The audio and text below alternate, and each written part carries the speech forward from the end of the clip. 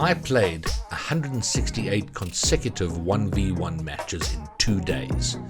What did I learn? Shall we play a game?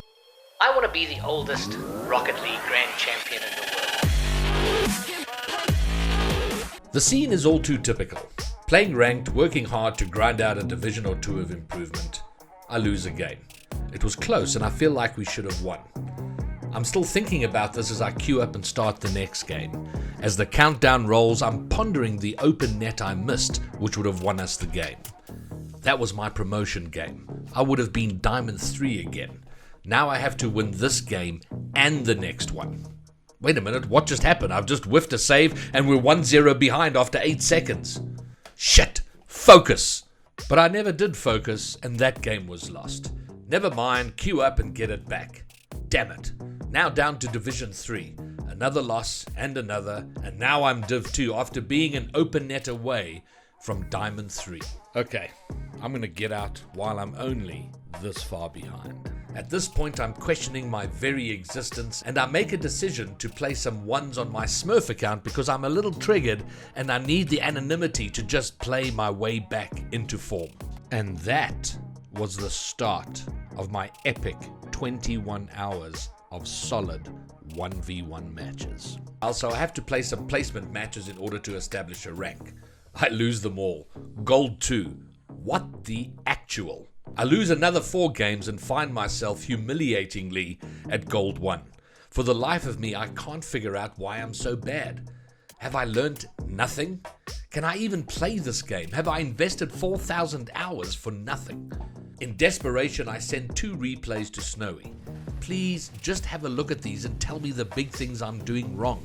I don't need or want a play-by-play analysis, just some big picture stuff. His answer was swift and brutal. What the fuck is this shit? Nah, what he actually pointed out were 3 major flaws in my game, in and amongst a number of other things. But firstly, rushing up to the opponent without enough boost, diving in and throwing myself out of the play.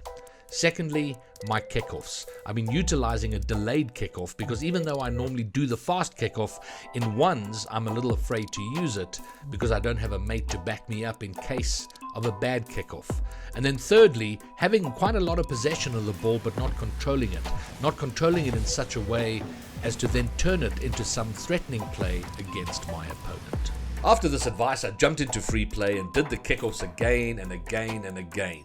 I also trained control of the ball on the ground. After a couple of hours of this, I got back into ones. What a difference! Doing the kickoff properly was quite successful. From there, it got better. I ended my 21-hour marathon as a Plat 1. What did I learn from all of this? First, I cannot recommend this playlist highly enough. To build a mental toughness in the game, there is no better place. Here you face your inadequacies head on and work to overcome them. Second, I discovered how to become unemotional about losing or getting wrecked, and instead using that energy to try and change my strategy to try and overcome my opponent. Third, I stopped viewing every individual game as a life or death struggle. I realized that winning this game was not that important. What is important is the little bit of experience I get that accumulated is going to be great for me after a couple more 100 hours in Rocket League. Fourth, I rediscovered that Rocket League really isn't just a mechanical game. It requires mental effort to think about what is going on. You cannot just simply go through the motions in this game and expect to do well in the long run. As Papa Capes has told me on a number of occasions, you should feel mentally exhausted after a long session of Rocket League from the focus and thinking about what is going on in the game. When I'm able to do this, I'm thinking far beyond just my next hit on the ball. Fifth, I learned how to manage on 12 to 36 boost. I've all but broken my addiction to having 80 to 100 boost all the time. In fact, in a number of my later games, it was close to a full minute before I got my full boost. This means you are always closer to the play, always more likely to defend, always ready to attack. Sixth, the damn Octane. After being in the Dominus for close to a month, I went back to the Octane and that's where I am now. It just seems an easier car to control and to work with. I'm a little annoyed by it, but there you go. From a Rocket League perspective, this was life-changing. Do or do not. There is no try. It was the Rocket League equivalent of going into the swamp for Jedi training. It is just you and your mental ability and willingness to learn. It was amazing. If you haven't already, like, subscribe, get involved in the comments. I'm exhausted. I need a rest.